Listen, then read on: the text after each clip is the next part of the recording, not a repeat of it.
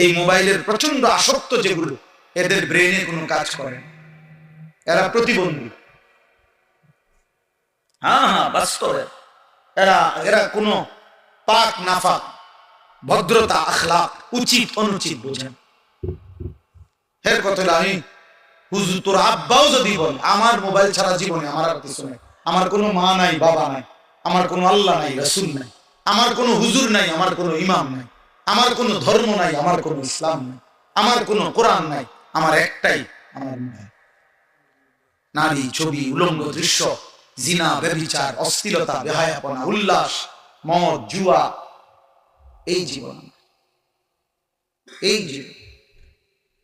বেঈমানের দিকে তাকায় থাকে, বেঈমানের ডিজাইন। মুসলমানের ঘরে জন্ম নিয়া 16 বছর বড় হইলি বেটা, মুসলমান মা বাবার ঘরে চুল রাখলি বেঈমানের মতো বেটা, কাপুরুষ বেটা তুই। থু বেটা তোর কপালে, থুতু মারলাম তোর কপালে, তোর ওই বেঈমানের চুলে থুতু মারলাম বেটা। তোর বাপ তোকে শিখাইছে চুল রাখা, তোর মা শিখাইছে, তুই বড়দি হইলি মার ঘরে, মুসলমানের ঘরে, তো বেঈমানের মতো চুল রাখলি কেন বেটা? ওই বেঈমান তোর বাপ,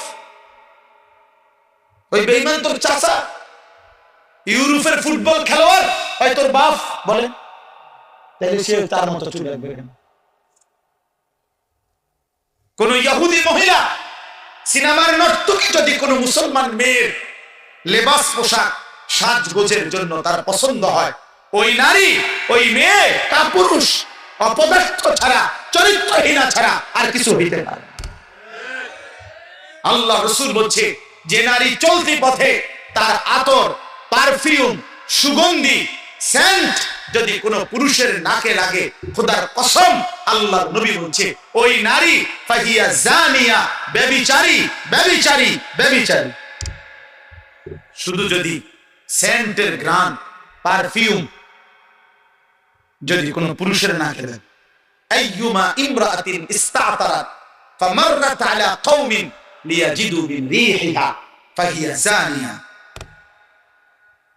রাসূলুল্লাহ বলেছে, যে নারী চলার পথে এমন আতর লাগাইছে যে আতরের ঘ্রাণ পুরুষের নাকে লাগছে, সে ব্যভিচারিণী নারী। আল্লাহ তাআলা কোরআনে বলছে, ওয়ালিয়াদরিবনা বিখুমুরিহিন্না আলা জিয়ুবিহিন্না। হে মুসলিম নারী, সারা দেহ একে তো তুমি পোশাক দিয়ে ঢাকবে, দ্বিতীয়ত লম্বা মোটা ভারী চাদর বোরকা দিয়ে ঢাকবে। এরপরে আবার আল্লাহ বলছে, তোমার চেহারা, তোমার বক্ষ আলাদা, আবারও মোটা পোশাক দ্বারা, আলাদা খিমার, আলাদা ওড়না দ্বারা আবার ঢাকবে। তোমার ইজ্জতের দাম বেশি, তোমার ইজ্জতের দাম বেশি। তুমি নারী, তোমার গর্ভে আব্দুল কাদের জিলানী, তোমার গর্ভে বাইজিদ বুস্তামি, তোমার গর্ভে আম্বিয়ারা আসছে, তোমার গর্ভে আউলিয়ারা আসছে, তোমার গর্ভ থেকে সাহাবা জন্মাচ্ছে। তুমি নারী দামি, দামি। হরিণের মৃগনাভি কস্তুরী খুব দামি, এজন্য হরিণ থাকে জঙ্গলের সবচেয়ে গোপন জায়গায়। হরিণ কোনোভাবেই কারো চোখে পড়তে চায় না, কারণ সে বুঝায় আমি বড় দামি, আমার উদরে মানে আমার ভিতরে অনেক দামি নিয়ামত আল্লাহ রাখছেন, মৃগনাভ, কস্তুরী। ঠিক আল্লাহ তাআলা বলছেন, নারী তুমি দামি, তোমার গর্ভে আমি আল্লাহ তাআলা জামানার বড় মুজাদ্দিদ, জামানার বড় আউলিয়া, মুজাহিদ, আলেম, উম্মতের বড় খাদেম আমি তোমার গর্ভ থেকে দেব। তাই তুমি দামি। তুমি রোডে যাইও না, তুমি রাস্তা যাইও না, তুমি মানুষের বেটারে দেখাইও না, তুমি শরীর প্রদর্শন করো না। আল্লাহ নিষেধ করেছে, ওয়ালা তাবাররাজনা তাবাররুজাল জাহিলিয়াতিল উলা। হে নারী, তোমরা অজ্ঞ নারীদের মতো তোমরা নিজেদের সৌন্দর্য প্রদর্শন করো না, করো না। ওয়ালা ইয়াদরিবনা বিআরজুলিহিন্না লিউলামা মা ইউখফিনা মিন জিনাতিহিন্না। আল্লাহ তাআলা বলেন, হে মুসলিম নারীগণ, জমিনের মধ্যে তুমি এভাবে হেঁটো না যে একটু জোরে, একটু ঠাস ঠাস করে, একটু ভঙ্গিমা করে হাঁটার কারণে তোমার দেহের অবস্থান, শরীরের অবস্থান, তোমার অলংকারের অবস্থান, ঝংকার, আওয়াজ পর পুরুষে শুনতে পায়, এটাও তুমি করবা না। আমি আল্লাহ নিষেধ করব, নিষেধ করব। আল্লাহ নিষেধ করছে, ওয়ালা ইউবদিনা যিনাতাহুন্না, তোমার সৌন্দর্য তুমি প্রকাশ করো না। তোমাকে ইজ্জতওয়ালা বানাইছে। ইসলাম নারীকে কি সম্মান দিছে বলে? মাটির নিচে ছিল, ন্যূনতম কোন মর্যাদা, জীবন্ত মাটির নিচে দাফন করে দিত কন্যা সন্তান। ইসলাম সেই মনে হয় যেন কবর থেকে উঠাইয়া আমার নবী মর্যাদা দিতে দিতে বলছে, আল জান্নাতু তাহতা আকদামিল উম্মাহাত, মায়ের পায়ের নিচে সন্তানের জান্নাত। তাহলে মা কোথায়? আমাদের যেন জীবন পরিবর্তন হয়, আমাদের মধ্যে যেন অনুভূতি আসে, ভাবনা তৈরি হয়, আমরা যেন আখিরাত নিয়ে ভাবি, নিজেকে নিয়ে ভাবি। আমার মধ্যে যেন এই অনুভূতি জাগে যে আমার মৃত্যু পরবর্তী জীবন কি হবে, গুনাহ আমার কি ক্ষতি করে, নেক আমল আমাকে কি উপকার করে, জাহান্নাম থেকে বাঁচবো কিভাবে, জান্নাতে যাব কিভাবে, আমার আল্লাহ তাআলা আমার কাছে চান কি, আমি করছি কি। এই কথাগুলো বুঝা, উপলব্ধি করা বারবার উলামায়ে কেরাম ঘুরে ফিরে বলে থাকে। এই একই কথা। মনে করেন, কল্পনা করেন, কত বছর আগে আমরা আপনাদের এই শ্রীরামপুর আশপাশে ওয়াজ করছি, তো এই একই কথা। আজ কোন নতুন কিছু নিয়ে আসছি যে চাঁদের দেশ থেকে বা মঙ্গল বিজয় করে মঙ্গল গ্রহ থেকে কোনো কথা নিয়ে আসছি, এমন কিছু না। ওই একই কথা, আখিরাতের চর্চা, কবরের কথা, পরকালের কথা, গুনাহ ছেড়ে দেওয়ার কথা, আল্লাহ তাআলার আনুগত্যের কথা। আমার মনে আছে যে ওনার নাম হলো রুকুমিয়া চাচা। হ্যাঁ, ওনার মাহফিলে আমি আগে অনেকবার আসছি, সোনাকান্দা থাকতে। জি জি, রুকুমিয়া চাচা, অনেকবার ওনার মাহফিলে আমি বয়ান করছি। আজকে আসার পথে এখন বললাম যে আমাদের বাহার ভাইয়েদের মসজিদ বাড়ির সামনে যে, ওইখানে বয়ান করছি। এখানে আশেপাশে আমি অনেক জায়গায় হ্যাঁ আসছি। তাইলে বলার উদ্দেশ্য হলো, ভাই, এই বছরের পর বছর আল্লাহ যেটুকু বলার তৌফিক দিবেন, মূল ফিকির আখিরাত, মূল ফিকির পরকাল। আমাদের কারো কোনো জনপ্রিয়তা দিয়ে দুনিয়াবি কোনো ফায়দা নেই, আখিরাতের কোনো ফায়দা নেই। পদ পদবি, সুনাম সুখ্যাতি, জনপ্রিয়তা, লোক বেশি লোক কম, এর মধ্যে কিচ্ছু নেই, বরং ঈমান আমলের মধ্যেই সব। একটা একটা গুনাহ ছেড়ে দেওয়ার মধ্যেই সব। ওয়াকিফুহুম ইন্নাহুম মাসউলুন, কোরআনুল কারীমের মধ্যে আছে আল্লাহ তাআলা হাসরের দিন ফেরেশতাদেরকে বলবেন, আমার একজন একজন বান্দাকে এনে আমার সামনে দাঁড় করাও, আমি আল্লাহই আমার বান্দাকে জিজ্ঞেস করব।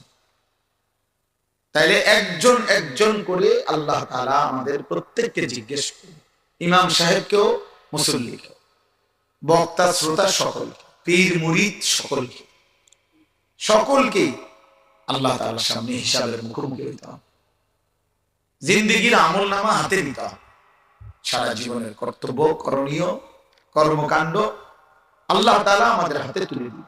ফায়ুনাব্বিউকুম বিমা কুনতুম তা'মালুন, আল্লাহ বলেন তিনি আল্লাহই তোমাদেরকে জানিয়ে দেবেন তোমরা সারা জীবন যা করেছো। ইয়াবাসুহুমুল্লাহু জামিআন, আল্লাহ বলেন আল্লাহই তোমাদের সকলকে কবর থেকে হাসরের ময়দানে পুনরায় উঠাবেন। ফায়ুনাব্বিউহুম বিমা আমিলু, অতঃপর যাই করেছে বান্দা সব কিছু আল্লাহ শোনাবেন। আহসাহুল্লাহু ওয়া নাসু, আল্লাহ বলেন হইতে পারে আমার বান্দা নিজে ভুলে গেছে, কিন্তু আমি আল্লাহ গুনে গুনে হিসাব করে রেখেছি। ওয়াকুল্লা শাইইন আহসাইনাহু কিতাব, আমি সব কিছু আমলনামার মধ্যে গুনে গুনে লিখে রাখছি। বান্দা তোমার এক বিন্দু জুলুম হবে না। অহুম লা ইউজলামুন, আল্লাহ তাআলা বলছেন আখিরাতে বান্দা এক বিন্দু জুলুম হবে, তোমার একটা নেকিও কম হবে না, তোমার একটা গুনাহ বেশি হবে। ঠিক তুমি যা করেছো তাই, ঠিক তুমি যা করেছো। কোনো কমতি বেশি লা যুলমাল ইয়াউম। হাসরের দিন আল্লাহ বলবেন বান্দা আজ কোনো জুলুম হবে না, আজ ইনসাফ হবে, আজ ন্যায় বিচার হবে। আজকে আমি আল্লাহ তাআলা এই পৃথিবীতে হয়তো জালেম জুলুম করে এলাকা ছেড়ে গেছে, এই পৃথিবীতে হয়তো জালেম জুলুম করে কবরে চলে গেছে, মজলুম মাটিতে, মজলুম হয়তো কবরে, জালেম মাটিতে। তাইলে বিচার প্রার্থী হয়তো কবরে, হ্যাঁ, আপনার যার বিচার বিবাদী সে মাটিতে। অর্থাৎ এখন তো এরকম ব্যবধান। আল্লাহ বলবেন হাসরের ময়দানে বান্দা আজ আমি সবাইকে একত্রে সামনে আসি, জালেম মজলুম, নির্যাতিত নির্যাতনকারী, সম্পদ লুণ্ঠনকারী, আবার যার সম্পদ লুণ্ঠন করছে সে, বাদী বিবাদী সব এখানে আছে। আজকে শতভাগ ইনসাফের ফয়সালা, ইনসাফের ফয়সালা। ওয়া নাদাউ মাওয়াজিনাল কিসত, আমি আল্লাহ তাআলা ইনসাফের পাল্লা আমি আল্লাহ তাআলা স্থাপন করব। এই জন্য আমরা কিতাবের মধ্যে পড়ছি যে আল্লাহ তাআলা নির্দিষ্ট একটি দিন আখিরাত কেন নির্ধারণ করছেন? এই জন্য নির্ধারণ করেছেন সেদিন সকলকে একসাথ করবে। আজকে মনে করেন কবরে গিয়া যদি একটা লোক আল্লাহর কাছে বিচার প্রার্থী হয়, ওই ব্যক্তি আমাদের জুলুম করছে, আল্লাহ আমি এটার বিচার চাই, তো ওই লোক তো এখনো মরে নাই, আপনারা মরে গেছে, তাইলে ব্যবধান হইতে পারে। কিন্তু আখিরাত একটি নির্দিষ্ট দিন, সেদিন সকলেই একই জায়গায় কি থাকবে। এই জন্য ভাই বাবা, আমি এটা সহজ কথা বুঝি যে আমাদের এই সবগুলো আয়োজন আখিরাত, মূল ফিকির আখিরাত। আল্লাহ তাআলা আমাদেরকে আখিরাতের অনুভূতি দান করুন।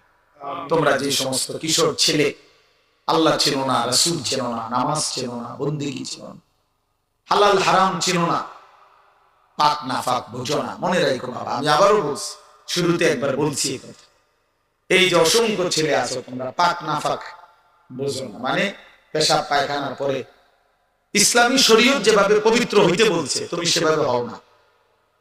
বীর্যপাত হলে কমপক্ষে 15 বছরের ঊর্ধ্বে যাদের বয়স তাদের বীর্যপাত হয়, তখন গোসল ফরজ হয়। সেই ফরজ গোসল ইসলাম যেভাবে করতে বলছে ওইটা যার হয় না সে না পাক, সে অপবিত্র, তার কাছে পাক নাফাকের কোনো পার্থক্য নেই। যার কাছে সব নারী বরাবর, মা রাস্তার নারী বরাবর, সে মাকেও দেখে, আবার রাস্তার নারীও দেখে, মোবাইলের উলঙ্গ নারীও দেখে, একে দেখা তার অনুমতি আছে না নাই এটা তার কোনো বাস বিচার না, তার মনে চাইছে সে দেখবে। টাকা লাগছে, এবার জমি বেচা কিছু হয়েছে, সুদে কিস্তিতে মিলাইয়া টাকা মিলাইয়া নিছে, কারণ হালাল হারাম বলতে কিছু নেই, আমার টেয়া দরকার, আমার চাহিদা পূরণ হওয়া দরকার, আমি নারী দেখা দরকার, মন চাইছে আমি টেলিভিশন দেখলাম, আমার মন চাইছে। হালাল না হারাম এই পার্থক্য জ্ঞান খোদার কসম যার মধ্যে নাই, ওই জানোয়ার, ওই কি পুরুষ হোক আর নারী হোক, আমি হই আর আপনি, বুড়া হোক আর জওয়ান হোক, ওই মূলত মানুষ। মানুষকে আল্লাহ তাআলা সর্বোচ্চ আকল দিয়েছেন, আকলে তাম, পূর্ণ বিবেক বুদ্ধি আল্লাহ মানুষকে দিয়েছে। তাহলে পূর্ণ বিবেক থাকার পরেও বিবেককে যে পার্থক্য করতে দেয় না, ওই মূলত মানুষ। এজন্য কোরআনুল কারীমের মধ্যে বহু আয়াতে কথা আল্লাহ বলেছে, উলাইকা কাল আনআম, আল্লাহ তাআলা বলেছে নাফরমান এই জানোয়ারের মতো, বাল হুম কাল আনআম ইন হুম ইল্লা কাল আনআম। আল্লাহ বলেন নাফরমান মনের চাহিদা পূরণ করে, তার পরিচয় আর কিছুই নয়, শুধুই জানোয়ার। ওয়াত্তাবা হাওয়াহু ফামাসালুহু কামাসালিল কালব, আল্লাহ বলছে যে মনের চাহিদার অনুসরণ করে তার উদাহরণ কুত্তার মতো, কামাসালিল কালব, কুত্তার মতো, কুকুর। সাংঘাতিক বিষয়, অনেক আয়াত আছে কোরআন শরীফ। আল্লাহ তাআলা বলেন শয়তান প্রত্যেক নাফরমান পাপীকে গুনাহ করাইতে বারবার বলে। যখনই সে গুনাহ করে সাথে সাথে শয়তান ঘোষণা করে আমি তোমার থেকে মুক্ত, আমি আল্লাহকে ভয়। কি কেমন বাটফার চিন্তা করছেন? শয়তান কেমন শয়তান! শয়তান নিজে কি পরিমাণ শয়তান চিন্তা করে, এইটা আমরা কি পরিমাণ শয়তান করে, তে নিজে তো শক্ত শয়তান। সে বলে এই যে আপনি দেখাই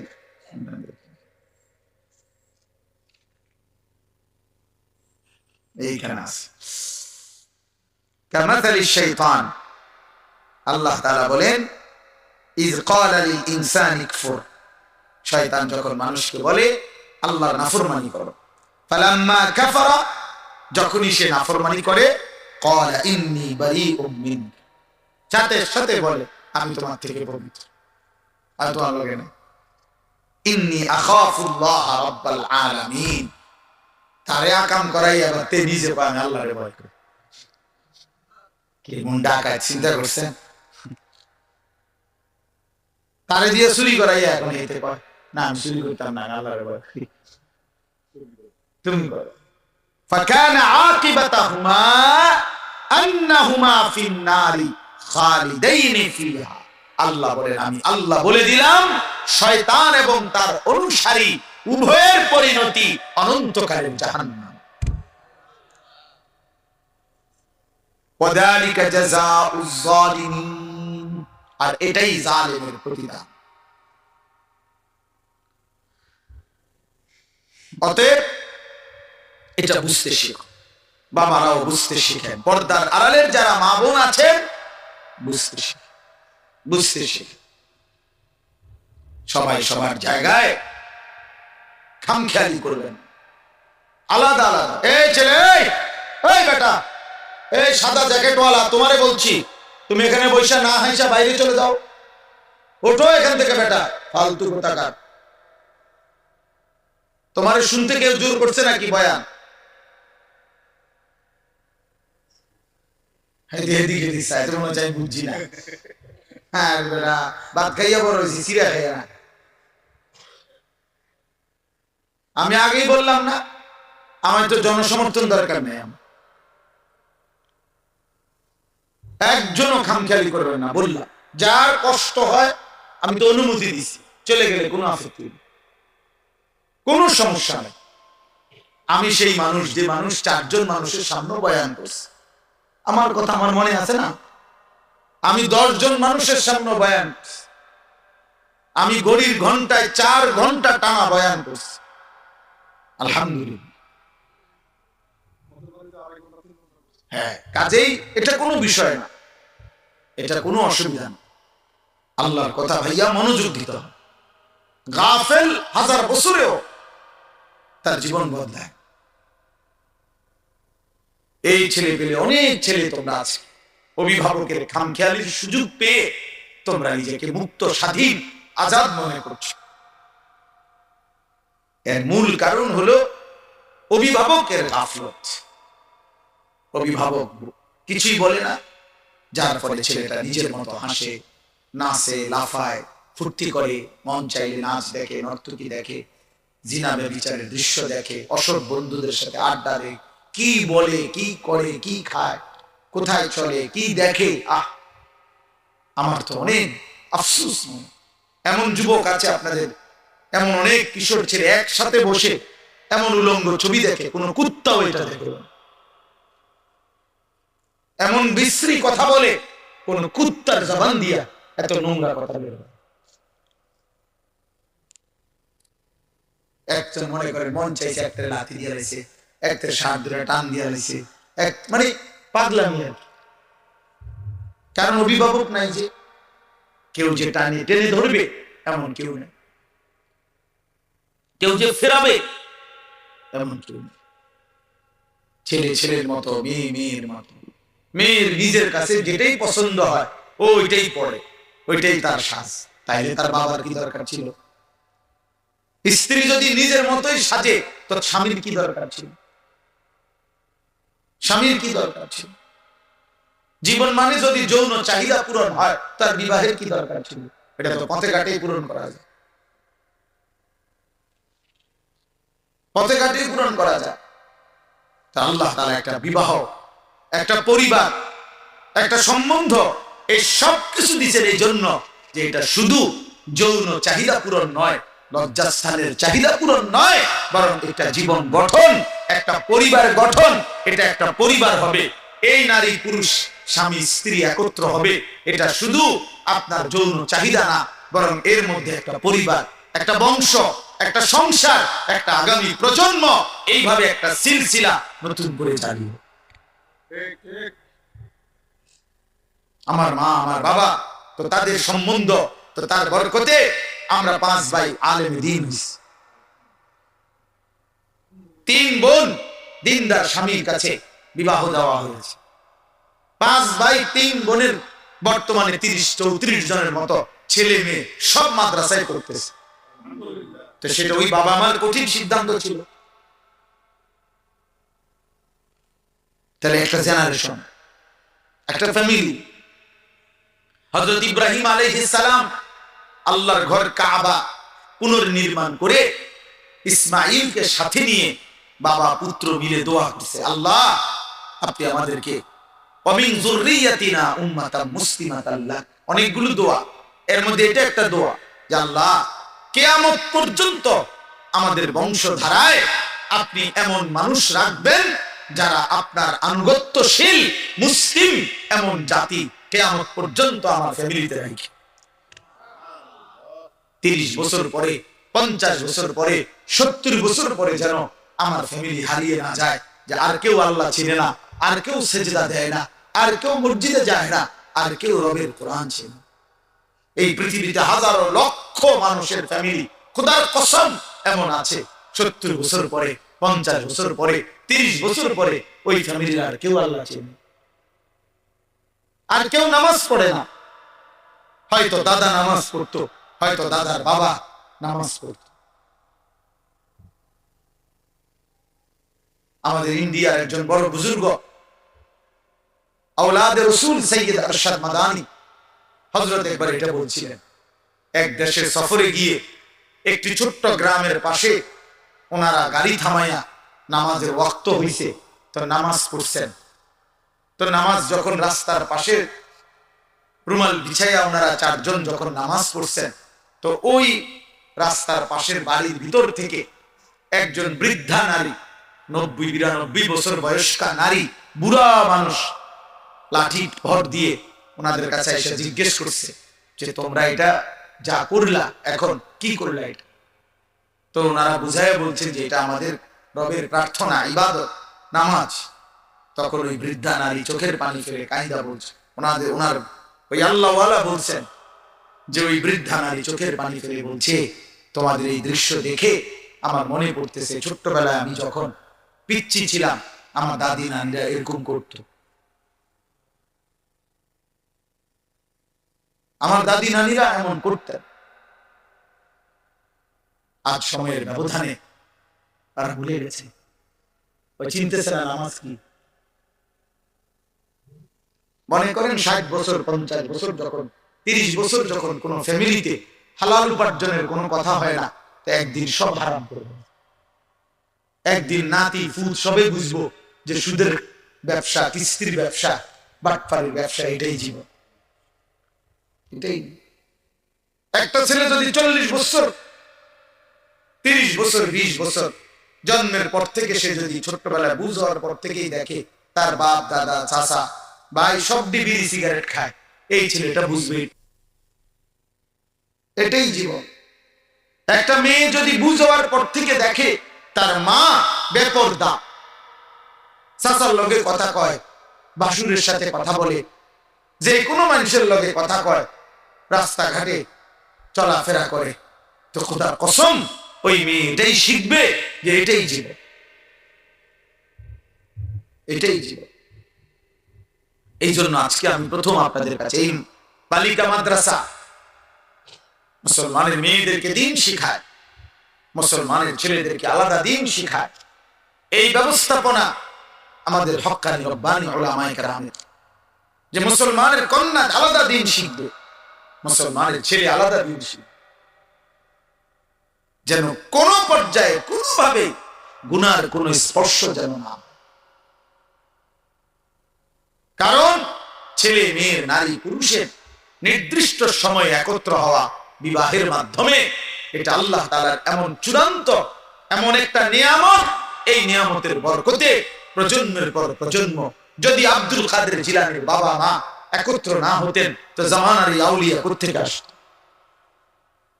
যদি বাইজিদ বুস্তামির মা বাবা একত্র না হতেন তো বাইজিদ বুস্তামি নামে এই জামানার বিখ্যাত বুজুর্গ কেমনে আসত বলেন? এই জন্য নারী পুরুষ স্বামী স্ত্রীর পবিত্র বন্ধন এটা গুরুত্বপূর্ণ একটি সমাজের দায়িত্ব। এটা ছেলেদের আখলাকের হেফাজত করা, মেয়েদের আখলাকের হেফাজত করা। একটি পরিবারের প্রধান, খোদার কসম, বাবা মার প্রথম দায়িত্ব তার পরিবারের ছেলে মেয়েদের ঈমান আমল আখলাকের হেফাজত করা। আল্লাহর নবী সাল্লাল্লাহু আলাইহি ওয়াসাল্লাম বলছেন, তোমরা তোমাদের সন্তানের বয়স যখন 10 বছর হয়, ওয়াফাররিকু বাইনাহুম ফিল মাদাজি। আল্লাহর নবী সরাসরি বলছেন, তোমাদের সন্তানের বয়স যখন 10 বছর হয় তোমরা বিছানা আলাদা করো। স্পষ্ট নিষেধ ইসলামী শরীয়তের, যে 10 বছর বয়সী দুই ভাই, আপন দুই ভাই, এক লেফ কম্বলের নিচে শোয়া স্পষ্ট নিষেধ। 10 বছর বয়সী দুই বোন, ভাই বোন, আপন ভাই বোন একত্রে এক বিছানায় শোয়া সম্পূর্ণ নিষেধ। অথচ স্বাস্থ্য ভাই, জ্যাঠতো ভাই, আত্মীয় স্বজনের বিয়ার বাড়ি, 8 বছর 10 বছর 12 বছরের জি ফুট ফোলা পান সব দিলে এক লগে তাই দিয়ে গেছে, সব শুয়ালা একসাথে। হায় রে মুসলমান, এত অসভ্যতা করে আল্লাহ পাওয়া যায়? এত অসভ্যতা করে সুখ পাওয়া যায়? ইসলাম একেবারে ছোট্ট কোলের বাচ্চাটার পর্যন্ত নজরদারি রাখছে। নবী সাল্লাল্লাহু আলাইহি ওয়াসাল্লাম এত গুরুত্ব দিয়েছে যে একটা বাচ্চার নাম এত গুরুত্বপূর্ণ যে আজীবন নবীজি যখনই কারোর নাম শুনছেন এলোমেলো, আল্লাহ নবী তৎক্ষণাৎ সুন্দর নাম ঠিক করে দিয়েছে। এখন ঠিক করো, এখন ঠিক করো। নামের সাংঘাতিক প্রভাব। বুজুর্গানে দ্বীন বলে, মানুষের বক্তব্যের, মানুষের লিখনির শিরোনাম দেখেই বোঝা যায় ভিতরে কি হবে। কোন মানুষের নাম শুনেই বোঝা যায় তার ঘর, তার পরিবার, তার ফ্যামিলির রুচি, ঈমান, আমল, আখিরাত, তাদের ফিকির কেমন। নামে তুইছে রিফন, নামে তুইছে লিটন, নামে তুইছে সফন, তো তার বাবার ভিতরে, মার ভিতরে আখিরাত পরকাল কদ্দুর আছে এটা তো শুনলেই বুঝা। নাম শুনেই তো আন্দাজ করা যায়। বুঝেন নাই কথা? নামে তো লিফি, নামে সোনালি, হ্যাপি, তো নাম শুনেই তো আন্দাজ করা যায় মা বাবার কলিজার ভিতরে আখিরাত আছে কি। এটা আল্লাহ নবী বলছেন। একটি বাচ্চার হক, অধিকার তার সুন্দর নাম। নামের সাংঘাতিক আসর, প্রভাব। এই জন্য আমি বললাম আমাদের এটা প্রত্যেকের জিম্মাদারি, আমাদের দায়িত্ব, এটা আমাদের এটা জিম্মাদারি। আমরা যেন আমাদের আখলাকের হেফাজত করি, নিজের পরিবারের এটা নজর রাখা। আপনারা যদি আপনাদের ছেলে মেয়ে, আপনাদের পরিবারের মধ্যে যদি আপনারা ঈমান, আমল, আখিরাতের চর্চা না করেন, বাবা কে করে দিবে? আপনার ছেলেকে আমি ঠিক করে দেব কেন? আপনার ছেলেকে মসজিদের ইমাম ঠিক করবে কেন? মাহফিলের বক্তার কাছে কয়, হুজুর বেডিউটি ভালো করে কইয়া দিয়েন। মাহফিলের বক্তারে দায়িত্ব দিছে, আমনে বেডি হেবড়া আমি ঠিক করে দিব, ভালো করে কইয়া দিবেন। কেন? আপনি ঘোড়ার ঘাস পারেন? আপনি পুরুষ না? আপনি কাপুরুষ? কমান মানবে এই কারণে মানে না, যখন তার কলিজার ভিতরে আখিরাত নাই। একেবারে মিথ্যা কথা আমি বললাম মিয়া, কোন মানুষের কলিজার ভিতরে যদি আখিরাতের ভয় থাকে আর দিলের মধ্যে যদি থাকে আমার বিবি বাচ্চাকে আমি জাহান্নাম থেকে বাঁচাবোই বাঁচাবো, খোদার কসম একদিন না একদিন চোখের পানি ফেললে আল্লাহর কাছে আহাজারি করলে আসমানওয়ালা রব নিজে পরিবর্তন করে দিবে। আপনি আল্লাহর কাছে চাইছেন কয়? আপনার ছেলেটা যে 365 দিনে একদিনও নামাজ পড়ে না, ফজরের নামাজ কোনদিন, আপনি আল্লাহর কাছে বলছেন কয়দিন? চোখের পানি ফেলছেন কয়দিন? আপনার স্ত্রী জায়গা 10 বছর ধরে বেপর্দা, আপনি একাকী আল্লাহর কাছে চোখের পানি ফেলছেন কয়দিন? আপনার একটা ছেলে মেয়ে যে আল্লাহর কোরআন পড়তে পারে না, আপনি আল্লাহর কাছে বলছেন কয়দিন? বলেন। হুজুরের কাছে দোয়া চাইছেন কয়দিন? কেবল বিল্ডিং, দালান, খাট, সোফা, জমি, বিদেশ, বাতের থালা, টাকা পয়সা, এটার জন্যই শুধু দোয়া চায়। ছেলেটা বিদেশ যাইব, দোয়া করেন। কুদ্দুস জায়গা লইছি, দোয়া করেন। একটা বিল্ডিং করতে আসি, দোয়া করেন। বাজারে একটা ভিট লইছি, কুদ্দুস দোয়া করেন। একটা মোটরসাইকেল কিনছি, হুজুর দোয়া করেন। ফুলাটার শুলবালানা, দোয়া করেন। বিদেশে টুটিয়া বসে মাই খেয়ে গেছে, দোয়া করেন। ভিসা নাই হুজুর, দোয়া করেন। আকামার মধ্যে ফেঁস লাগিয়া রয়েছে, দোয়া করেন। এগুলো আখেরাত? কথা বলেন না কেন? এগুলো আখেরাত? তাহলে আপনি তো দুনিয়া লুবি, আপনি তো সম্পদের লালসা আপনার, আপনি তো ঘুরে ঘুরে এগুলাই বললেন। কই আখেরাত কই? ইব্রাহিম আলাইহিস সালাম তো বলছে, আল্লাহ আমি আর কিছু চাই না, আপনার ঘর কাবার বানানোর বরকতে বিনিময়ে আমার বংশধর কিয়ামত পর্যন্ত আপনার আনুগত্যশীল উম্মতে মুসলিমা হিসাবে আমার ফ্যামিলিকে কবুল করে। বাবার চাওয়া এটা, বাবার চাওয়া হবে এটা। আল্লাহ আমি দুনিয়া থেকে চলে যাব, বিল্ডিং থাকবে না, ওরা পারলে করবে, কিন্তু আমার বংশধর যেন কিয়ামত পর্যন্ত আপনাকে চেনে, আপনার সিজদা করে। নবীজি হাদিসের মধ্যে আছে, নবীজির সাহাবী আনসার যারা মদিনার, ওনারা একদিন নবীজিকে বলছে, ইয়া রাসূলুল্লাহ আপনি আমাদের জন্য একটু দোয়া করেন। আল্লাহ নবী বলছে, আল্লাহুম্মা গফিরিল আনসার, আল্লাহ আমার আনসার সাহাবীদেরকে maaf করে দেন। তো সাহাবীরা তো মনে করছে শেষ, নবীজি শেষ করে নাই। ওয়া বানিল আনসার, আল্লাহ আমার আনসারের ছেলেদেরকেও maaf করে দেন। ওয়া আবনাই বানিল আনসার, আল্লাহ আমার আনসারের সন্তানের সন্তানদেরকে maaf করে দেন। এইভাবে 7 পুরুষ পর্যন্ত নবীজি দোয়া করছে। দোয়া চাইছে শুধু উনি নিজের জন্য, আল্লাহ নবী ওনার বংশধারা 7 পুরুষ পরবর্তী প্রজন্মের জন্য নবী মাগফিরাতের দোয়া করেছে। তাইলে দোয়া তো এটা, দোয়া তো আখিরাত, দোয়া তো স্ত্রী সন্তান এবং নিজের পরকাল, পরকাল। এই জন্য বাপ, একটি সুন্দর সমাজ গঠন করতে হলে, একটি নিরাপদ পরিবার, একটি নিরাপদ সমাজ সাজাইতে হইলে ছেলে মেয়ে নারী পুরুষের ইসলাম যে বিধান দিছে, যার অবস্থান যেভাবে থাকার কথা, যাকে যেভাবে চলার কথা, যার জন্য যেটুকু অনুমতি, খোদার কসম এটা না মানলে আল্লাহর এই জমিন কোনোদিন শান্তি স্বস্তি নিরাপদ হবে না। একটি সমাজের গুরুত্বপূর্ণ অংশ হলো এটা, নারী পুরুষের চলা ফেরা, উঠা বসা, আচরণ শরীয়ত মোতাবেক চলে। ছেলে মেয়ে যদি অবাধ চলে, নারী পুরুষ যদি অবাধে চলে, কারো মধ্যে যদি পর্দা, সতীত্ব, ইজ্জত এর কদর না থাকে, প্রত্যেকেই যদি যার যার মন মতো নিজের চাহিদা পূরণ করে, যে যার সাথে যেমনি সুযোগ হয়, তাইলে খোদার কসম একটি সমাজ পবিত্র হবে না। ওই সমাজে আল্লাহ রাসূল বলছে, যেই সমাজে ছেলে মেয়ে নারী পুরুষের মধ্যে অবাধ মেলামেশা বেড়ে যায়, আল্লাহ নবী বলেন খোদার কসম হাদিস, ওই সমাজের মধ্যে মহামারী আসে এবং পূর্বপুরুষের ছিল না এমন অগণিত নিত্য নতুন রোগ দেখা দেয়। আল্লাহ নবী সাল্লাল্লাহু আলাইহি ওয়াসাল্লাম, লাম তাযহারিল ফাহিশাতু ফি কওমিন কাত ইল্লা ফাশা ফীহিমুত তাউন ওয়াল আওজা আল্লাতী লাম তাকুন মাদাত ফি আসলাফিহিম।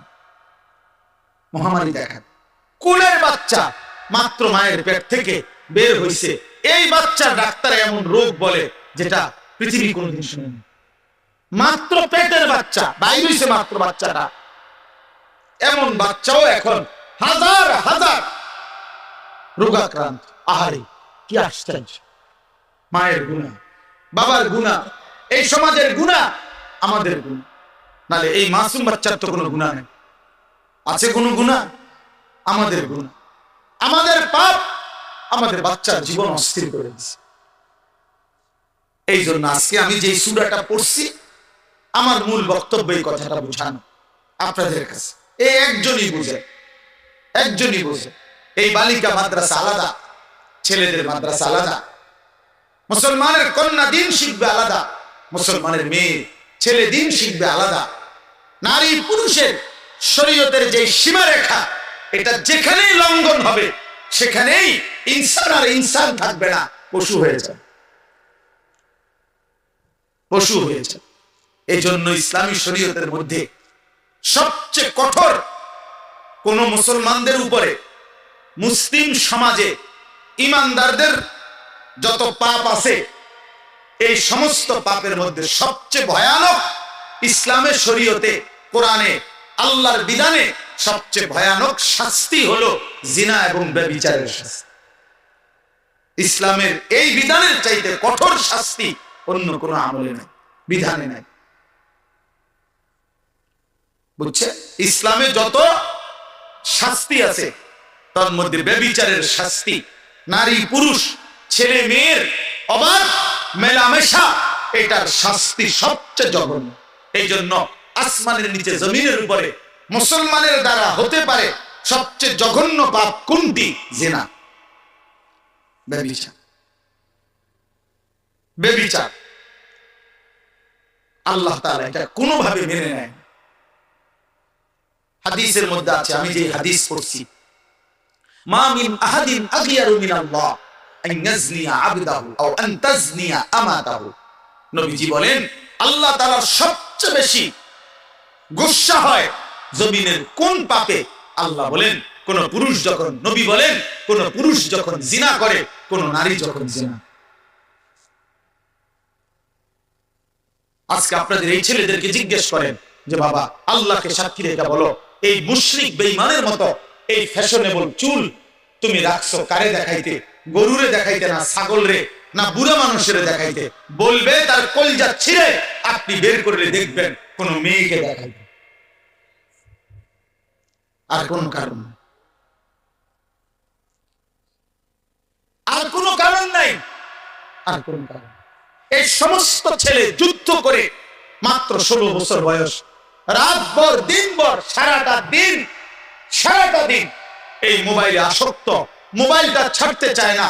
মার লগে যুদ্ধ করে, বাবার সাথে যুদ্ধ করে, প্রয়োজনে ঘর ছেড়ে দিবে, প্রয়োজনে মা বাবার সাথে চোখ রাঙাবে, কারণ তার মোবাইল তার লগে থাকতে হইব 24 ঘন্টা।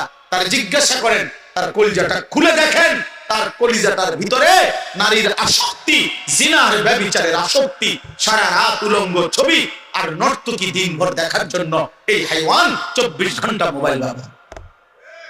আর কোন 16 বছরের কোন বাচ্চার 24 ঘন্টা বড় মোবাইলের কোনো দরকার নেই।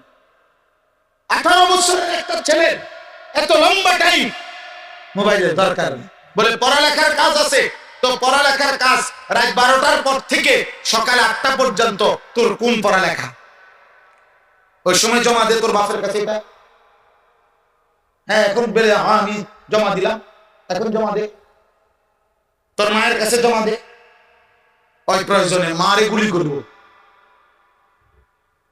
ওই প্রয়োজনে বাপেরে গুলি করবে, কিন্তু মোবাইল দিবে। কারণ এর মধ্যে যে তার নারী, এর মধ্যে যে তার উলঙ্গ ছবি। আপনারা দেখেন না আপনাদের ছেলেদের মাত্র 16 বছর, 18 বছর না হতে সাফা ভিতরে ঢুকে গেছে, কালো চেহারা, বেনামাজি, নিকৃষ্ট। আরে বেনামাজি, খোদার কসম, যে ব্যক্তি জিনায় আসক্ত, যার নামাজ ছুটে যায় বেশি, তার ভিতরে নিশ্চিত নারীর প্রচন্ড হারাম আসক্তি, এটার অভিশাপ। এই অভিশাপের কারণে আমরা কিতাবে পড়ছি, হারাম প্রেম, হারাম ইশক মানুষকে নামাজ ছুটায় দেয়, আল্লাহ ভুলায় দেয়, মুশরিক বানায় দেয়, মুশরিক। আমার কাছে কিতাব আছে, শিরিক ওয়ালা বানায়। তখন বলে আমি তোমাকে ছাড়া আর কিছু বুঝি না। তার মানে আল্লাহও চিনি না, আমি নবীও চিনি না, আমি মার ইজ্জত বুঝি না, আমি আমার ধর্ম চিনি না, আমি আল্লাহ খোদা কিছু বুঝি না, আমি তোমারে বুঝি, এ তো মুশরিক, এ তো বেঈমান। আপনারা দেখেন এখানে যে ছেলেগুলো আছে এগুলো দাঁড় করায় বলেন যে তোর উপরে আল্লাহ কোন গজব পড়লো, এক ওয়াক্ত নামাজ পড়লি না কেন? তোর বাবা মুসলমান না? তোর মা মুসলমান না? তোর মা তোরে বুকের দুধ পান করায় নাই? তোর গ্রামের কেউ তোরে বলে নাই তুই মুসলমান? তোর মক্তবের হুজুর তোকে বলে নাই মুসলমান? তোরে কেউ আল্লাহ চিনায় নাই? না ফরমান 16 বছর বয়স এত বড় গাদ্দার হয়ে গেলি? মাত্র 16 বছর বয়সে যদি একটা মুসলমানের বাচ্চা এত বড় ঘাটতেরা হয় যে আল্লাহকে একটা সেজদা দেয় না, এই হাইওয়ান 40 বছর বয়সে দাজ্জাল হয়ে যায়। এত কম বয়সে যদি এত বড় সাহস সে কোত্থেকে পাইল বলেন? 16 বছর বয়সে সে আল্লাহকে বৃদ্ধাঙ্গুলি দেখায়। আপনি কারা আবার? আপনি কে? আমি আপনাকে চিনি না। আমি চিনি আমার শাহওয়াত, আমি চিনি আমার নারী, আমি চিনি আমার বন্ধুদেরকে, আমি চিনি মুশরিক আর বেঈমানদের চুল, চেহারা, লিবাস, পোশাক। আব্বা আমরা এই জন্য আশাবাদী, চেষ্টা করি আমাদের এই ছোট ছোট মাদ্রাসাগুলো জায়গায় জায়গায় কম বেশি মানুষ বানায়, মানুষ আখিরাত চিনায়, হালাল হারামের পার্থক্য চিনায়, পাক নাফাক চিনায়। বলে মাদ্রাসা কি করে? মাদ্রাসা পাক নাফাক চিনায়, মাদ্রাসা হালাল হারাম চিনায়, মাদ্রাসার তালেব ইলমের কলিজার মধ্যে এটা ঢুকায় যে বাবা মরণ পর্যন্ত সুদ খাইস না। মাদ্রাসায় কথা শিখায় মানুষের উপরে গুলি করিস না, মানুষের গায়ে ছুরি মারিস না, কোন হারাম নারীর সাথে বিবাহ বহির্ভূত কোন হারাম সম্পর্ক করিস না। এটা জরুরি বাবা। একটা নারীকে, একটা মেয়েকে তার ইজ্জতের কদর শেখায়, তার সতীত্বের মর্যাদা বোঝায়। সে বুঝে আমার ইজ্জত দাম, আমার সতীত্ব দাম। হ্যাঁ, যদি কোন জায়গায় কেউ যদি যে বলে হুজুর মাদ্রাসার পড়েও দেখছি উল্টা পাল্টা, তাহলে ওই শুধু ওই উল্টা পাল্টা, মাদ্রাসা উল্টা পাল্টা বানায় নাই, ওর ব্যক্তি চরিত্রের অসতের কারণে। কোরআন তাকে উল্টা বানায় নাই, রাসূলুল্লাহ সুন্নাহ তাকে উল্টা বানায় নাই, ও বরং আল্লাহর কোরআন গ্রহণ করে না। তো গ্রহণ না করলে অন্যের যে দশা, এর তো এই দশাই হবে। কথা বুঝেন নাই আপনি? আমি নিজে সৌদি আরব কাবা ঘরের পাশে আল্লাহ ডিউটি করে, এতে 24 ঘন্টা সিগারেট খায়, আমি এরকম মানুষ দেখছি। তো এটা আল্লাহর ঘরের দোষ। আল্লাহর ঘরের পাশে সারা রাত ডিউটি করছে পাশের হোটেলে, এরপরে ফজরের ওয়াক্তে আপনার কাবা ঘরের আল্লাহর ঘরের নামাজ চলতেছে, তেসাড়ি দিয়ে একটা জায়গা, অথচ এই জায়গায় একটা সেজদা দিলে 1 লক্ষ সেজদা। এমন হইতে পারে না? কথা বলেন না কেন? তো এটা কাবা ঘরের দোষ, এটা রাসূলুল্লাহ সাল্লাল্লাহু আলাইহি ওয়াসাল্লামের বলার দোষ। আপনাদের কাছে জন্য বললাম আখলাকের হেফাজত জরুরি বাবা, চরিত্রের হেফাজত জরুরি। আপনারা আপনাদের ছেলেদের দিকে তাকায় দেখেন, আপনাদের স্ত্রীর দিকে তাকায় দেখেন। একজন মহিলা প্রতিদিন তার ভাসুরের সাথে কথা বলে, দেবরের সাথে কথা বলে, সবার সামনে খানা পিনা দিতেছে, রাস্তার পাশের পুকুরে গোসল করতেছে। কি নির্লজ্জ বেহায়া নারী, কি অসভ্য নারী। স্বামী বেচারা, বেটা তুমি নাফরমান, দুনিয়ার কত কিছু করলা, তোমার বিবির জন্য, মেয়েটার জন্য একটা পর্দায় ঢাকা গোসলখানা করতে পারলা না, তুমি বেড়োই বেড় আকামলা কোথাকার। তুমি তোমার বিবি বাচ্চার মেয়ের ইজ্জতের কদর বুঝলা না। এই জন্য আপনারা সবাই বুঝবেন না, যদি বুঝেন খবর নেন, রাগ হওয়ার সুরত না।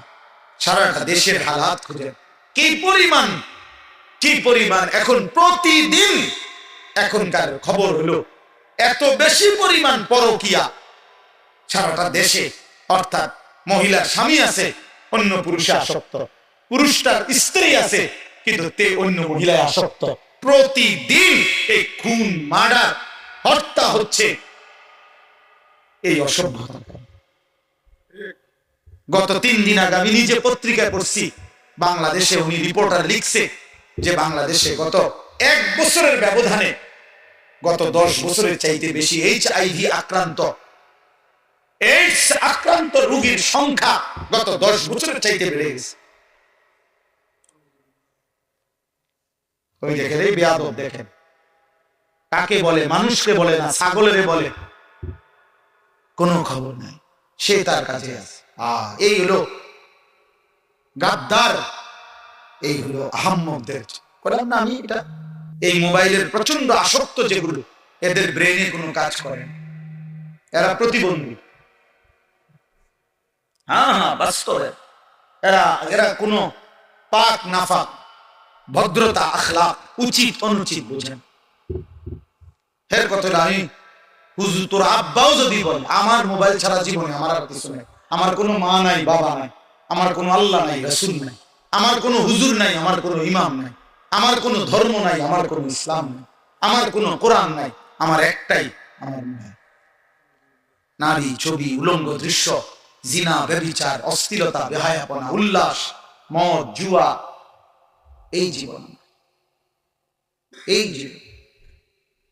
বেঈমানের দিকে তাকায় থাকে, বেঈমানের ডিজাইন। মুসলমানের ঘরে জন্ম নিয়া 16 বছর বড় হইলি বেটা, মুসলমান মা বাবার ঘরে চুল রাখলি বেঈমানের মতো বেটা, কাপুরুষ বেটা তুই, থু বেটা তোর কপালে, থুতু মারলাম তোর কপালে, তোর ওই বেঈমানের চুলে থুতু মারলাম বেটা। তোর বাপ তোকে শিখাইছে চুল রাখা, তোর মা শিখাইছে, তুই বড়দি হইলি মার ঘরে, মুসলমানের ঘরে, তো বেঈমানের মতো চুল রাখলি কেন বেটা? ওই বেঈমান তোর বাপ, ওই বেঈমান তোর চাচা, ইউরোপের ফুটবল খেলোয়াড় হয় তোর বাপ, বলে তাহলে সে তার মতো চুল রাখবে কেন? কোন ইহুদি মহিলা, সিনেমার নর্তকী যদি কোন মুসলমান মেয়ের লেবাস, পোশাক, সাজগোজের জন্য তার পছন্দ হয়, ওই নারী, ওই মেয়ে কাপুরুষ, অপদার্থ ছাড়া, চরিত্রহীনা ছাড়া আর কিছু হইতে পারে।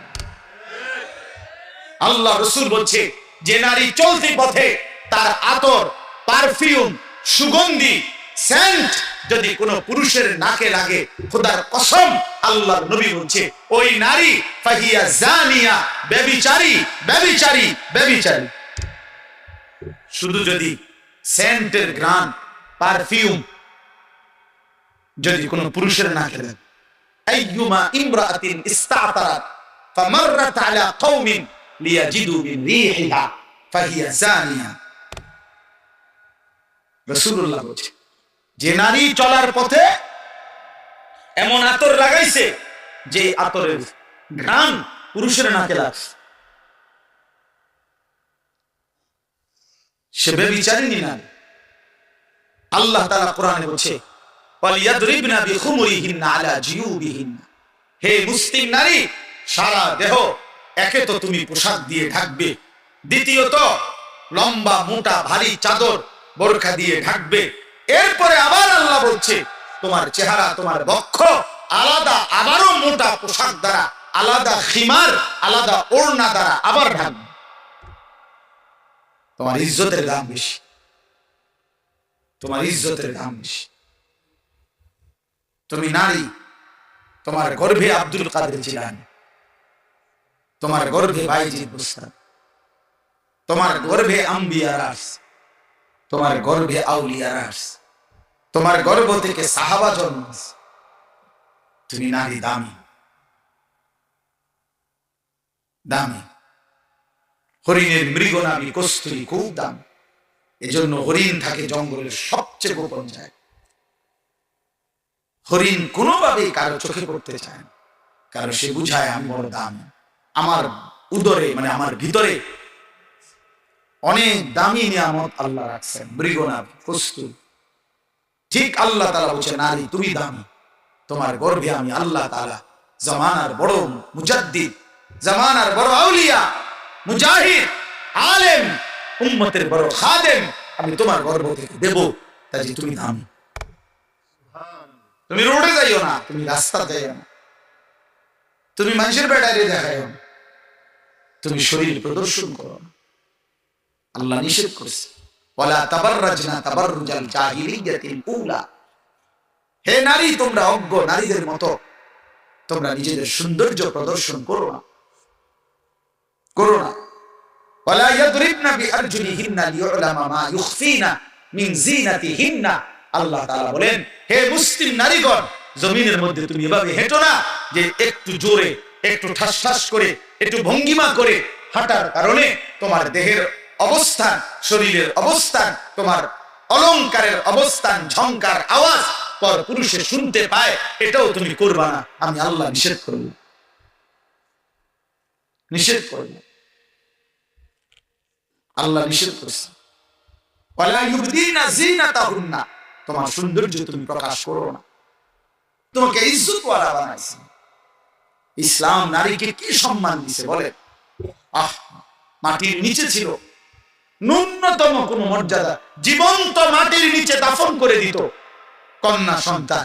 ইসলাম সেই মনে হয় যেন কবরের থেকে উঠাইয়া আমার নবী মর্যাদা দিতে দিতে বলছে, আল জান্নাতু তাহতা আকদামিল উম্মাহাত, মায়ের পায়ের নিচে সন্তানের জান্নাত। তাহলে মা কোথায়? পরে বুঝেন না, মহিলার পায়ের নিচে যদি জান্নাত হয়, পেবুড়ি কোনায়? জান্নাতের উপরে। তার মর্যাদা কোথায়? জান্নাতের ঊর্ধ্বে। নারী জান্নাতের ঊর্ধ্বে। সুবহানাল্লাহ। অতএব আজকে এতটুকুই কথা, আপনারা বুঝেন, আমরা বুঝি।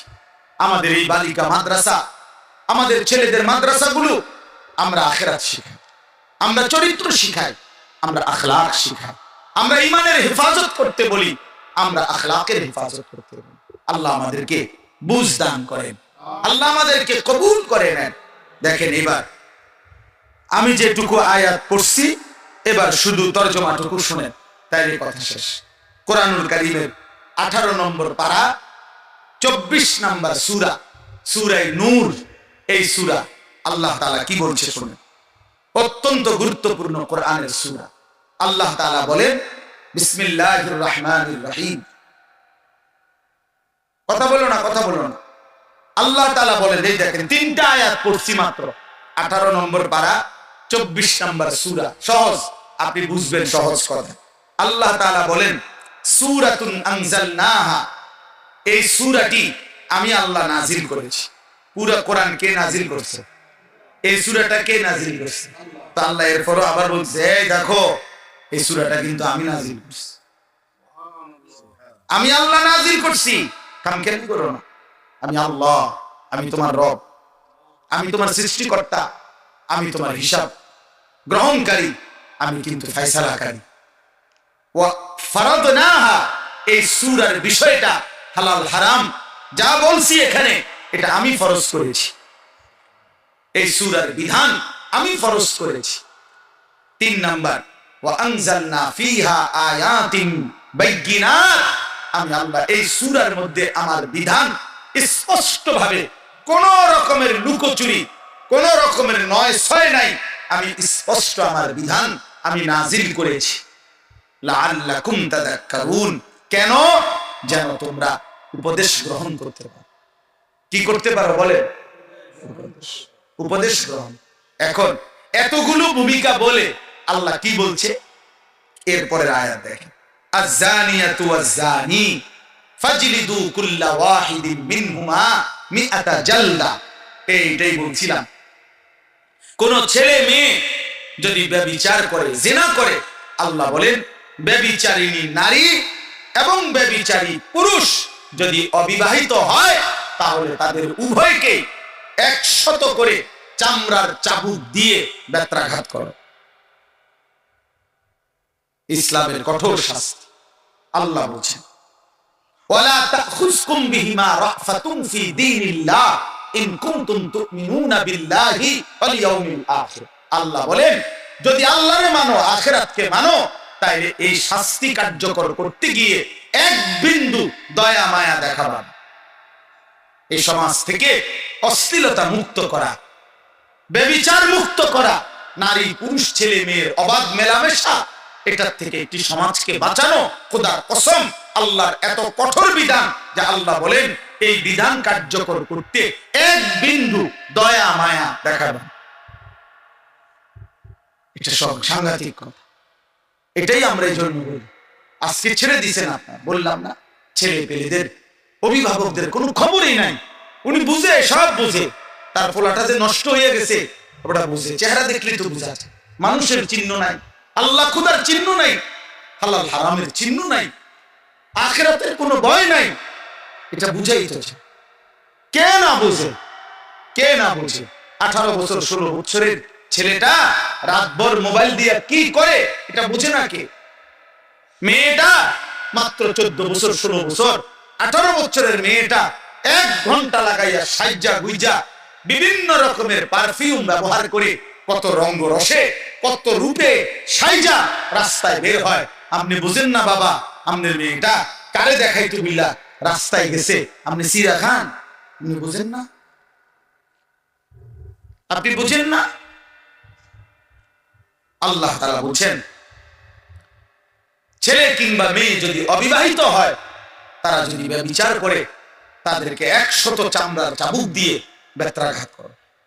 আর তাফসীরের মধ্যে আছে আল্লাহ রাসূল সাল্লাল্লাহু আলাইহি সাল্লাম বলছেন আল্লাহর বিধান যদি বিবাহিত পুরুষ এবং নারী, এই যেটাকে আমাদের সমাজে পরকীয়া বলে, স্ত্রীর স্বামী আছে কিন্তু অন্য মহিলার সাথে পুরুষের সাথে জিনা করে, পুরুষের স্ত্রী আছে কিন্তু অন্য মহিলার সাথে ব্যভিচার করে, আল্লাহ বলছেন ফারজুমুহুমা, এই দুই নাফরমান পাপীকে পাথর মারতে মারতে অভিশপ্তদেরকে দুনিয়া থেকে সরায় দাও। পাথর মারো, পাথর, পাথর এভাবে মারবা, পাথর মারতে মারতে মৃত্যু দাও, মরা পর্যন্ত পাথর। কি সাংঘাতিক কথা বলেন! তার মানে এটাই বলছিলাম, কথা তো এটাই বলছি যে আসমানের নিচে জমিনের উপরে কোন মুসলমানের দ্বারা, কোন মুমিনের দ্বারা, খোদার কসম আল্লাহ বলে বান্দা আমি এটা সহ্যই করতে পারি না যে মুসলমান পরিচয় দিয়ে ছেলে মেয়ে নারী পুরুষ অবাধ মেলামেশা করবে, আমি আল্লাহ এটা মানে নিতে পারি না। কেন? আমি তো সকল চাহিদা পূরণের হালাল ব্যবস্থা রাখছি, আমি খাবারের চাহিদা পূরণ করছি, আমি পানির চাহিদা পূরণ করছি, আমি লজ্জাস্থানের চাহিদা পূরণের হালাল ব্যবস্থা, পবিত্র বিবাহ আমি তো রাখছি, তাইলে তুমি কেন নাফরমানি করবে? তুমি কেন অসৎ হবে? এই জন্য আল্লাহ বলছেন ওয়ালিয়াশহাদ আযাবাহুমা তাইফাতুম মিনাল মুমিনিন।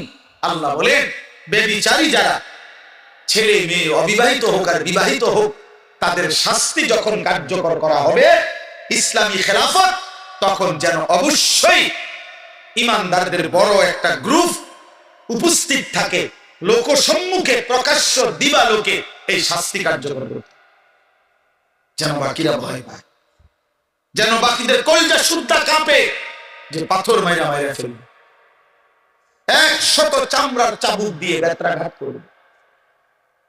এই জন্য বাবা শোনেন, আরেক আয়া তাহলে একটা বললাম, এই জন্য আমার এই উদ্দেশ্য যে বালিকা মাদ্রাসা দেখা আমি এটা বলছি। আয়েশা সিদ্দিকা মহিলা মাদ্রাসা, বালিকাদের মাদ্রাসা, মুসলমানের মেয়ের ইজ্জত, মুসলমানের মেয়েকে দিন শিখানো এতটা জরুরি। একটা মেয়ে খোদার কসম চরিত্রহীন হইলে, একটা মেয়ে যদি অসৎ হয়, একটা মেয়ে যদি নিজের ইজ্জত সতীত্বের কদর না বুঝে, একটা সমাজ পুরাটা দুর্গন্ধ হয়েছে। কারণ একটা মেয়ে বেপরদা হওয়া মানে ওই শুধু গুনাহ করছে একজন, আমি একটা মিথ্যা কথা বলছি এটা আমি বলছি, আমি একটা টাকা চুরি করছি এটা আমি করছি, আমি কাউকে একটা গালি দিছি এটা আমি দিছি, আমার পাপ। কিন্তু একটা মেয়ে বেপরদা হওয়া, একটা মহিলা বেপরদা হওয়া, একটা মেয়ে বিবাহ বহির্ভূত কোন ছেলেকে নিজের সাথে সম্পর্ক করা, একটা মহিলা এটা করা, এটা শুধু তার একটা পাপ না, এটা একটা সমাজ, একটা জাতি, একটা মহল্লা, একটা সংসার ধ্বংস করে।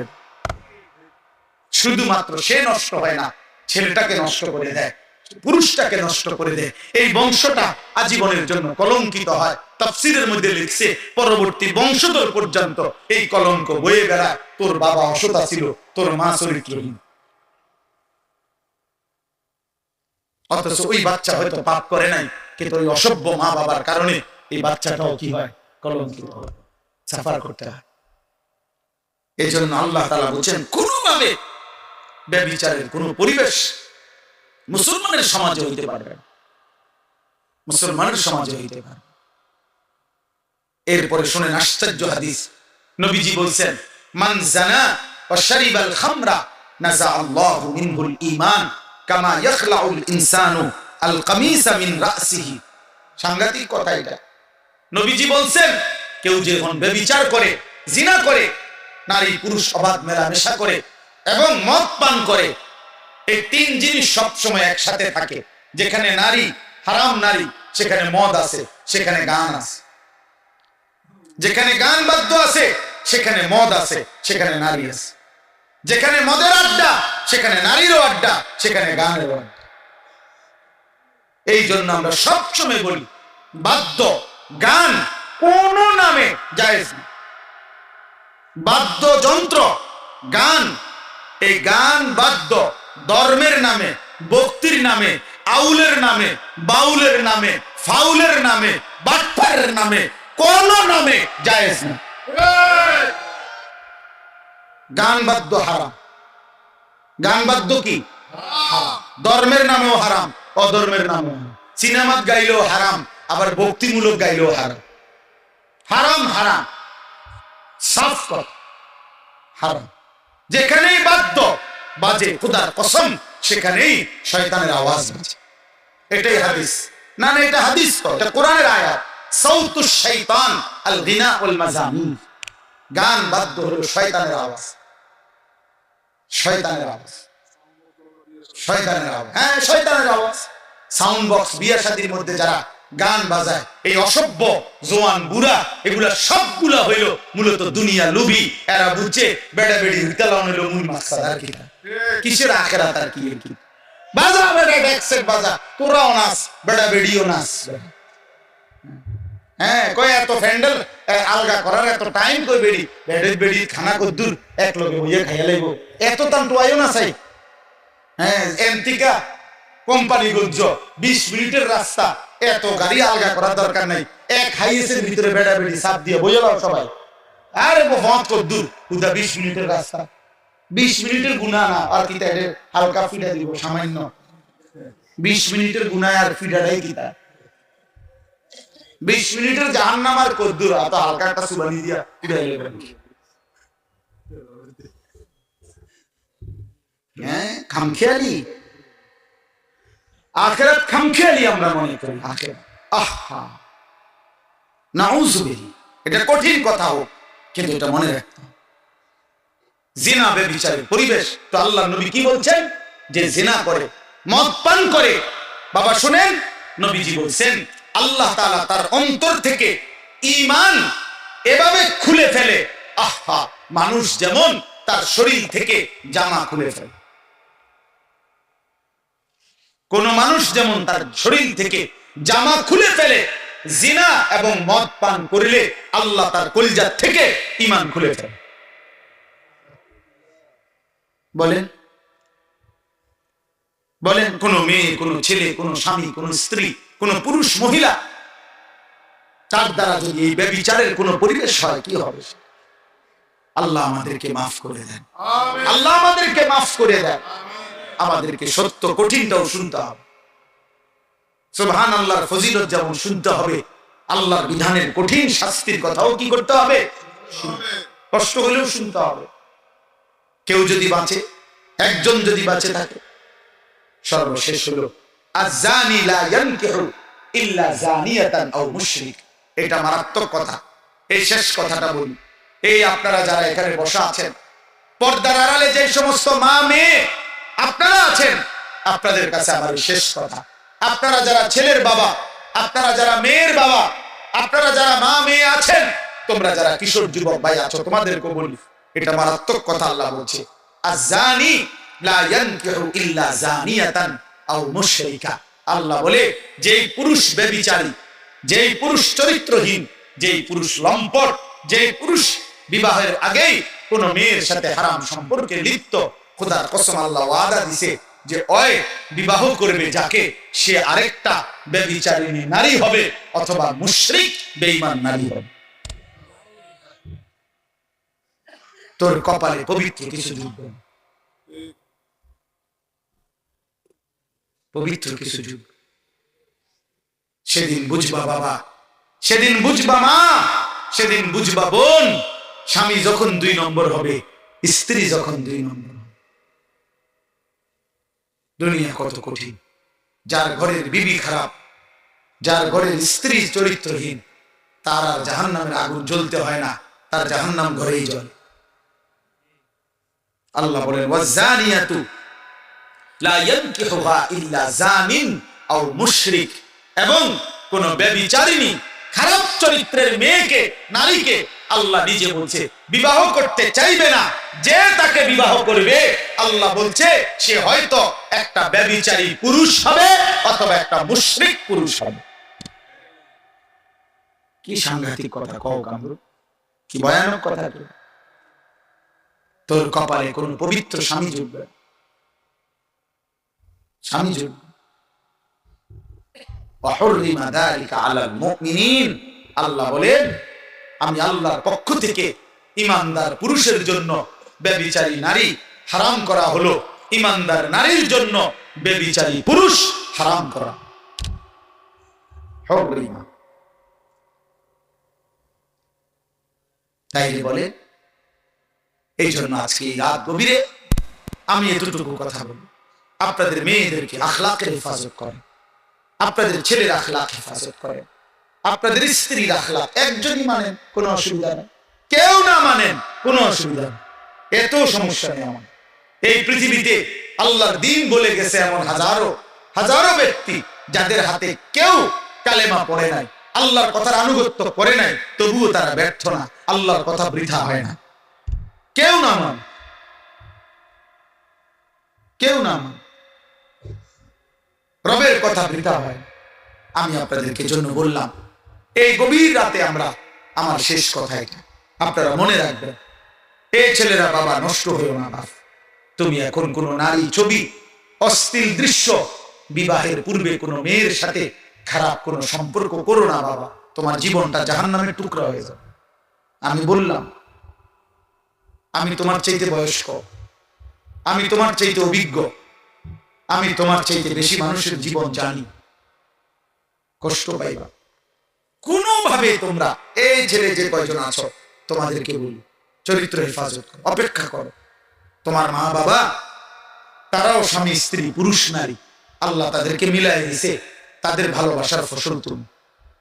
তুমি কোনো চরিত্রহীন নারীর সন্তান না, তুমি কোনো চরিত্রহীন বাবার সন্তান না, তুমি এক ইমানদার বাবা মার সন্তান। তো তুমি কেন নষ্ট হইবে? তোমার মা বাপ তো খারাপ ছিল না, তোমার মা বাপ তো বিবাহিত, তোমার মা বাপ তো বিবাহিত, তো তুমি কেন লম্পট হইবে?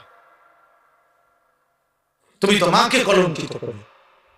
যে ছেলে অসৎ চরিত্রহীন, পৃথিবীবাসী তো তাকে বলে আরে কোন মার ঘরে তুই এসব, তোরে কোন মারে ফেড়ে দিচ্ছে, আহা নাফরমান, পাপ করলি তুই, তো মাকে বেইজ্জতি করলি। তুই কোন বাপের পুত্রে, তার পাপ করলা তুমি, অপমান করলা বাবাকে, বাবারে কষ্ট দিলা, বাবারে লজ্জিত করে দিল। কত বাবা, কত সমাজে সন্তানের অসৎ অপকর্মের কারণে লজ্জিত হয় না? মেল মিটিং দেন দরবারে, শেষ পর্যন্ত বাবা অপমানিত, মাথা নুইয়া চোখের পানি ফেলতে ফেলতে ঘরে আসা বলে স্ত্রীর কাছে, তোমার ছেলে আমার উঁচা মাথাটা নিচু করে দিছে, ওই আমারে আজ বড় মজলিসে অপমান করছে। এই জন্য বিশেষ করে কোন মেয়ে যদি চরিত্রহীন হয়, কোন মেয়ে যদি চরিত্র খারাপ হয়, কোন মহিলা, এই দুর্গন্ধ সমাজে সবচেয়ে বেশি ছড়ায়,